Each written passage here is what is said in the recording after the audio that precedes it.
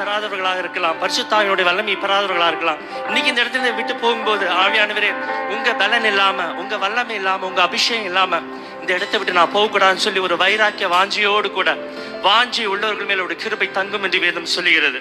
ஒரு பாடலை கூட பாடலாம். எங்களுக்குள்ளே வாசம் செய்யும் ஆவியானவரே, இந்நாளிலும் சித்தம் போல். இத்தனை நாள் ஆவியானுடைய சித்தத்திற்கு நீங்கள் உங்களை ஒப்பு கொடுக்காம இருக்கலாம். சங்கீதக்காரன் தாவீது சொல்லுகிறார், சங்கீதம் 34:8 எடுத்து நீங்க வாசிக்கும் பொழுது, நான் உனக்கு போதித்து நீ நடக்க வேண்டிய வழி உனக்கு காட்டுவேன், உன்மேல் கண் வைத்த ஆலோசனை. இந்த நாளிலிருந்து கர்த்தருடைய ஆலோசனை, ஆவியானுடைய ஆலோசனை உங்களுடைய வாழ்க்கையில் இருக்கட்டுங்க.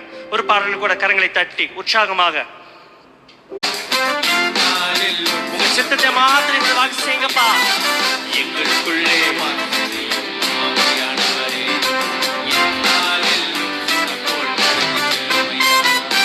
எப்படி நான் ஜெபிக்க வேண்டும், எதற்காக ஜெபிக்க வேண்டும், கற்றுத்தாரும் ஆவியானவரே.